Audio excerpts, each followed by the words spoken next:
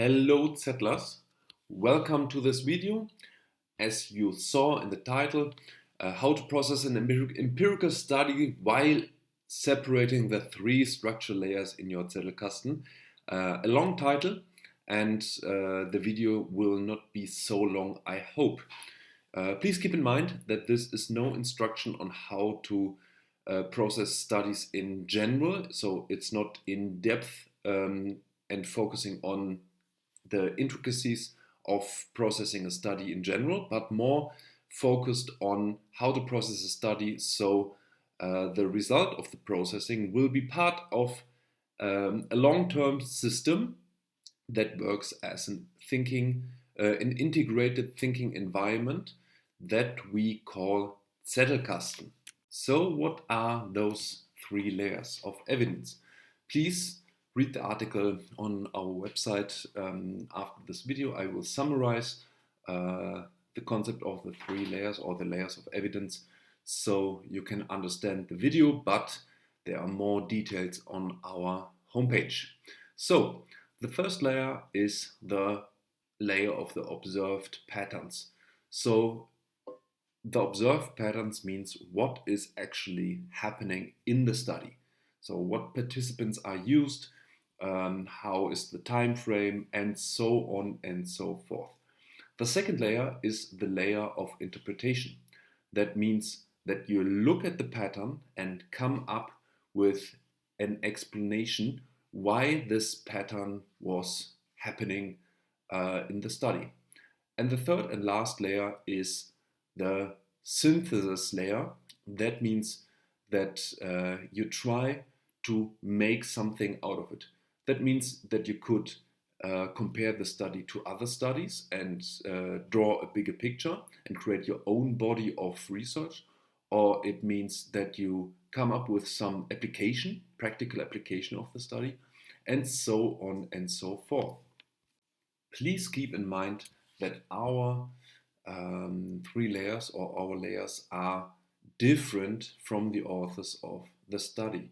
So are our observed patterns. So the researchers observe patterns in the data they collect. We observe their observation. So we both observe the data, the patterns, and the research methods of observation. Second, the researchers interpret the patterns they observe in the data. We interpret the data and the researchers' interpretation of the data.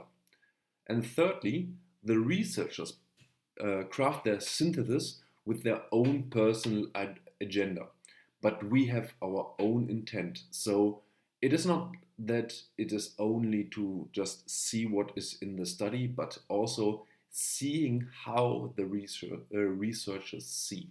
So let's take a look in the inventory of an empirical study. So there are 5 items: the introduction, the method, the results, the discussion, and the conclusion. Let's begin with the introduction.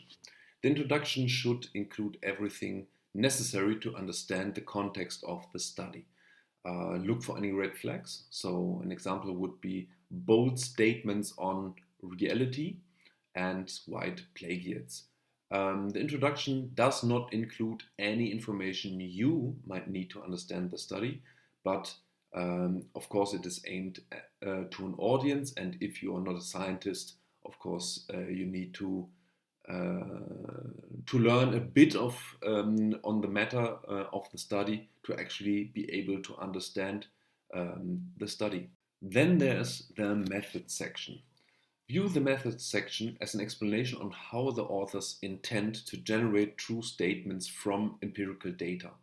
So they need to come up with a method of collecting empirical data in a way that their biases or any issues are not included in the empirical data itself. An example would be a study on nutrition. Let's imagine you want to find out if milk products or dairy products are healthy. So you do an observational study. That means you observe like 3,000 people and you measure the content or the amount of dairy products in their nutrition, and then you do some statistics and see milk products seem to be healthy as they are correlated with less disease and more or better health outcomes. The problem is that you can't draw the conclusion that milk products are healthy because the control group, so to say, is the normal population. So imagine the standard American diet is kind of the worst nutritional way that is actually happening in the world. And if you include dairy products, especially if there are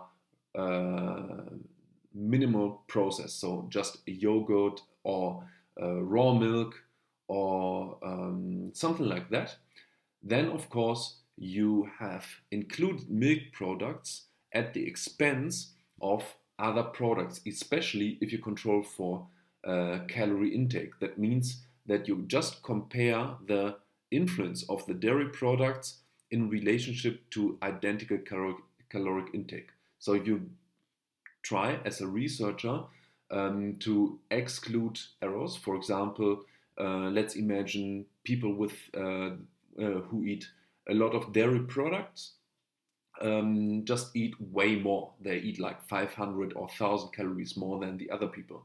Of course, they can be unhealthier because they are overeating. Not to say that they are, but this would be a common error researchers try to avoid. But if it is like that and you are eating, for example, a Paleolithic diet, that means that you eat only like a hunter-gatherer.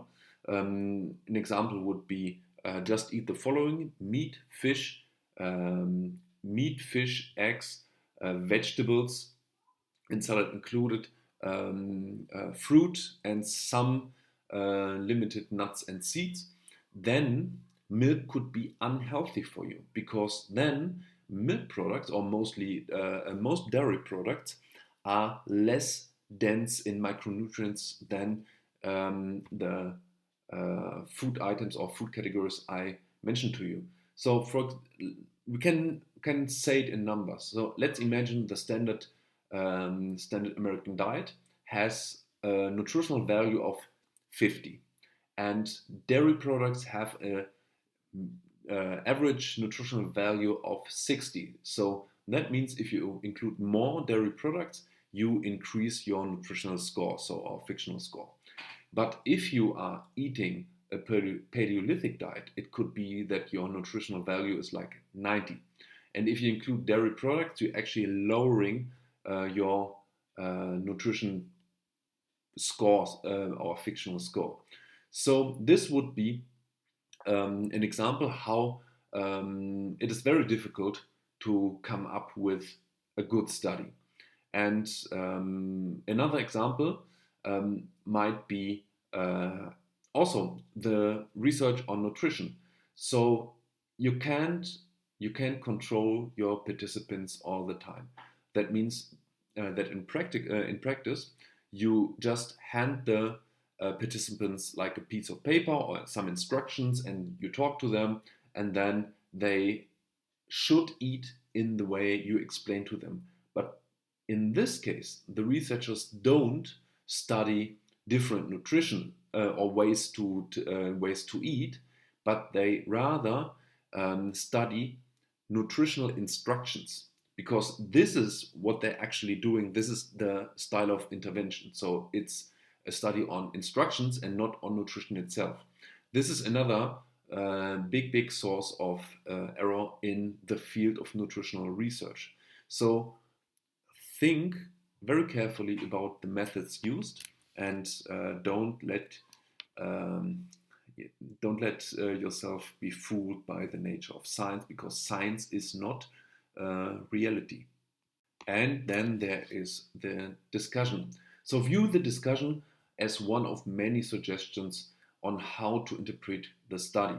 If the paper is well written, you have everything necessary to basically write your own discussions.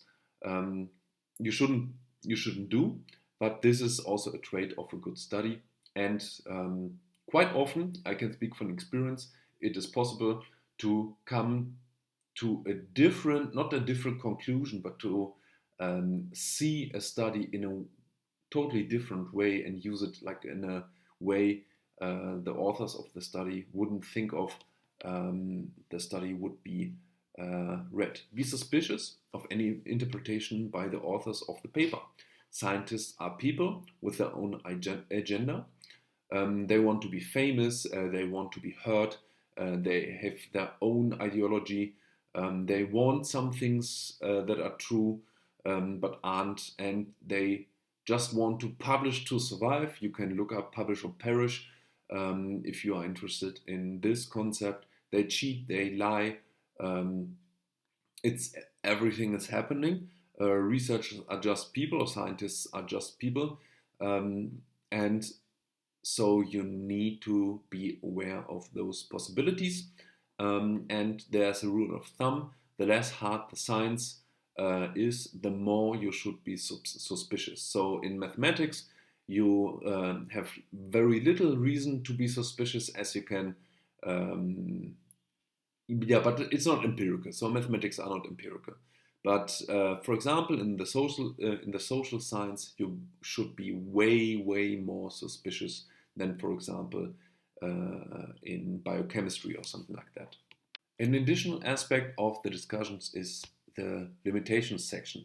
So the limitations are mostly all good empirical studies write their own limitation, and you should come up with your own set of limitations. So ask yourself in what way or where are the problems of the study.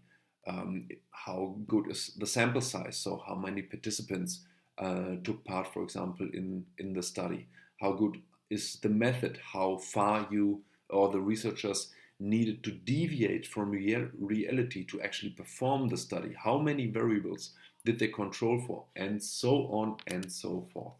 So now we have the layers of evidence, and we have a broad idea how the inventory of a study is, of an empirical study is, and then we should ask ourselves, what is actually the goal of processing?